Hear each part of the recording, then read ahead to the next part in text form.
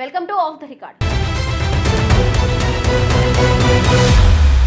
తాడిపత్రి అనగానే మనకు గుర్తుకు వచ్చేది ఫ్యాక్షన్ కాదు, అంతకు మించిన పొలిటికల్ యాక్షన్. ఒకప్పుడు ఫ్యాక్షన్ గడ్డగా ఉన్న రాయలసీమలో ఇప్పుడు తాడిపత్రి రాజకీయం రాష్ట్ర వ్యాప్తంగా సెన్సేషన్ క్రియేట్ చేస్తుంది. దశాబ్దాల పాటు జేసీ బ్రదర్స్ కోటాగా ఉన్న తాడిపత్రిలో 2019 తర్వాత సీన్ రివర్స్ అయ్యింది. జేసీ వర్సెస్ కేతిరెడ్డి పెద్దిరెడ్డి, ఈ ఇద్దరి మధ్య పంతాలు పట్టింపులు ఏ రేంజ్ లో ఉంటాయో ప్రత్యేకంగా చెప్పక్కర్లేదు. రీసెంట్ గా తాడిపత్రిలో జరిగిన కొన్ని హై డ్రామా సీన్లు చూస్తే సినిమా స్క్రిప్ట్ కూడా సరిపోదేమో అనిపిస్తుంది. నేను రౌడని అంటూ ఓపెన్ స్టేట్మెంట్లు ఇవ్వడం, ఇవన్నీ చూస్తూ ఉంటే అసలు తాడిపత్రిలో ఏం జరుగుతుంది? ఇది రెండు పార్టీల మధ్య జరుగుతున్న యుద్ధమా, లేక ఇద్దరు లీడర్ల మధ్య నడుస్తున్న పర్సనల్ వారా? అసలు జేసీ ప్రభాకర్ రెడ్డి పంపుతున్న పొలిటికల్ మెసేజ్ ఏంటి?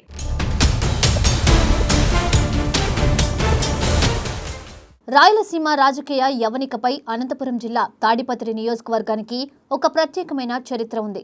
దశాబ్దాలుగా ఈ గడ్డపై జేసీ సోదరులు తమదైన ముద్ర వేస్తూ తిరుగులేని రాజకీయ శక్తిగా వర్ధిల్లారు. జేసీ దివాకర్ రెడ్డి, జేసీ ప్రభాకర్ రెడ్డిల హవాకు అక్కడ ఎదురే లేదనే భావన అందరిలో ఉండేది. ఎన్నికలు ఏవైనా సరే, రాజకీయ పరిస్థితులు ఎలా ఉన్నా తాడిపత్రి అంటే జేసీ కుటుంబమై గుర్తొచ్చేది. అయితే 2019 ఎన్నికల ఫలితాలు ఈ పాతకోట రికార్డులను ఒక్కసారిగా తలకిందులు చేశాయి. వైసీపీ అభ్యర్థి కేతిరెడ్డి పెద్దారెడ్డి సంచలన విజయం సాధించి జేసీ సామ్రాజ్యానికి గట్టి ఎదురు దెబ్బ కొట్టారు. ఆ అయాచిత గెలుపుతో కేతిరెడ్డి పెద్దారెడ్డి తాడిపత్రి రాజకీయాల్లో సరికొత్త సంచలన కేంద్రంగా మారిపోయారు. నియోజకవర్గంలో ఎక్కడ చూసినా కేతిరెడ్డి మార్క్ రాజకీయం, ఆయన అనుచరుల హడావిడే కనిపించేది. కానీ అనూహ్య ఓటమి ఎదురైనా జేసీ ప్రభాకర్ రెడ్డి మాత్రం ఎక్కడా అధైర్యపడకుండా సింహంలా నిలబడ్డారు. ప్రత్యర్థికి ఢీ అంటే ఢీ అనే రీతిలో పోరాడుతూ తన ఉనికిని చాటుకుంటూ వచ్చారు.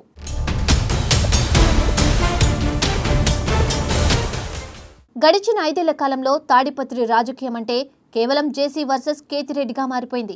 ఇరు వర్గాల నాయకులు తమ అండదండలతో అనుచరులను కాపాడుకుంటూ రాజకీయ యుద్ధాన్ని నిరంతరం కొనసాగించారు. ఒకరిపై ఒకరు తీవ్ర స్థాయిలో ఆరోపణలు గుప్పించుకుంటూ స్థానిక రాజకీయాలను ఎప్పుడూ వేడెక్కించేలా చూశారు. అనేక సందర్భాల్లో ఇరు వర్గాల మధ్య ఘర్షణ వాతావరణం నెలకొని పరిస్థితులు తీవ్ర ఉద్రిక్తంగా మారాయి.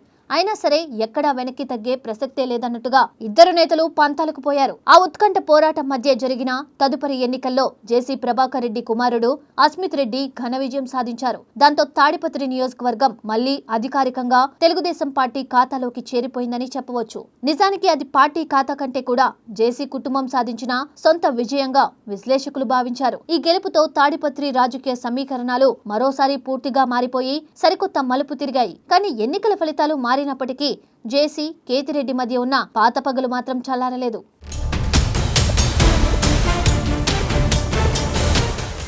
తాడిపత్రి గడ్డపై ఎగిసిన రాజకీయ వేడి అదే పదునుతో నేటికి కొనసాగుతుండడం విశేషం. ఇటీవల చోటు చేసుకున్న కొన్ని అనూహ్య పరిణామాలు ఈ ఇద్దరు నేతల మధ్య సమరాన్ని మరింత హీటెక్కించాయి. కూటమి ప్రభుత్వం 2 ఏళ్ల పాలన పూర్తి చేసుకున్న సందర్భంగా టీడీపీ పెద్ద ఎత్తున బైక్ ర్యాలీలు తలపెట్టింది. అదే సమయంలో వైసీపీ కూడా వెన్నుపోటుకు 2 ఏళ్లు అనే పేరుతో రాష్ట్ర వ్యాప్త నిరసనలకు పిలుపునిచ్చింది. తాడిపత్రి కేంద్రంగా ఇరు వర్గాలు ఒకే రోజు తమ కార్యక్రమాలకు సిద్ధమవడంతో ఒక్కసారిగా అక్కడ టెన్షన్ పెరిగింది. ఈ ఉద్రిక్త పరిస్థితుల నడుమ కేతిరెడ్డి పెద్దారెడ్డి నిరసనకు బయటకు రాగానే పోలీసులు రంగప్రవేశం చేశారు. శాంతి భద్రతల దృష్ట్యా కేతిరెడ్డిని పోలీసులు అడ్డుకొని అనంతపురానికి తరలించడం రాజకీయంగా పెద్ద చర్చకు దారితీసింది. ఈ పోలీస్ చర్యపై జేసీ ప్రభాకర్ రెడ్డి స్పందించిన తీరు రాష్ట్ర వ్యాప్తంగా సంచలనంగా మారింది. ఆయన ఏకంగా కేతిరెడ్డి ఇంటి వద్దకు వెళ్లి శాంతియుతమైన పద్ధతిలో నిరసన వ్యక్తం చేయడం గమనార్హం. ఆ తర్వాత జేసీ ప్రభాకర్ రెడ్డి స్థానిక పోలీస్ స్టేషన్ ఎదుటకు చేరుకొని మంచం వేసుకొని పడుకున్నారు.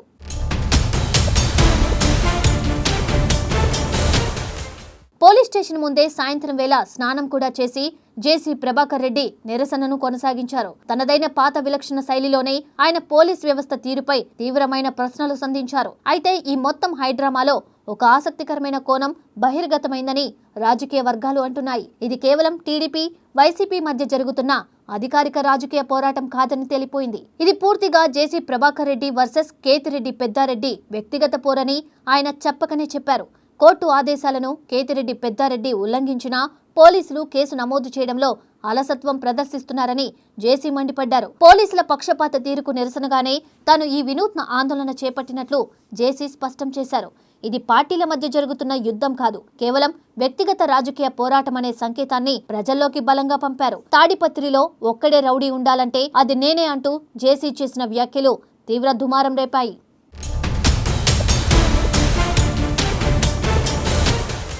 తాడిపత్రి రౌడీ నేనే అన్న జేసీ ప్రభాకర్ రెడ్డి వ్యాఖ్యలు ప్రస్తుతం రాష్ట్ర రాజకీయాల్లో హాట్ టాపిక్ గా మారాయి. స్థానిక పోలీసులు ఇప్పటికీ వైసీపీ నేతలకే అనుకూలంగా వ్యవహరిస్తున్నారంటూ ఆయన చేసిన ఆరోపణలు మరింత వివాదాస్పదమయ్యాయి. ఈ ఘాటు వ్యాఖ్యలతో తాడిపత్రి రాజకీయ వేడి జిల్లా సరిహద్దులు దాటి రాష్ట్ర స్థాయికి చేరిపోయింది. అయితే ఈ మొత్తం వ్యవహారంలో జేసీ ప్రభాకర్ రెడ్డి ఇస్తున్న అసలు పొలిటికల్ సందేశం ఏమిటనేది ఇప్పుడు మిస్టరీగా మారింది. అధికార పార్టీతో సంబంధం లేకుండా తనకు ప్రధాన ప్రత్యర్థి కేవలం కేతిరెడ్డి పెద్దారెడ్డి మాత్రమేనని ఆయన తేల్చి చెబుతున్నారా, లేదా రాబోయే స్థానిక సంస్థల ఎన్నికల కంటే ముందే తన రాజకీయ ఆధిపత్యాన్ని నిరూపించుకోవాలని చూస్తున్నారా అనేది తెలియాల్సి ఉంది.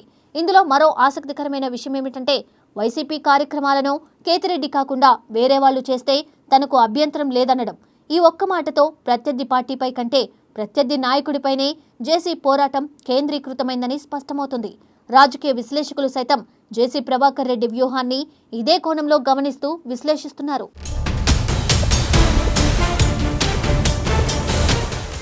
తాడిపత్రి నియోజకవర్గ రాజకీయాలు ఇప్పుడు అత్యంత కీలకమైన ఉత్కంఠభరితమైన మలుపు వద్ద నిలిచాయి. ఒకవైపు ఎలాగైనా సరే తన రాజకీయ పంతాన్ని పట్టును నెగ్గించుకోవాలని జేసీ ప్రభాకర్ రెడ్డి చూస్తున్నారు.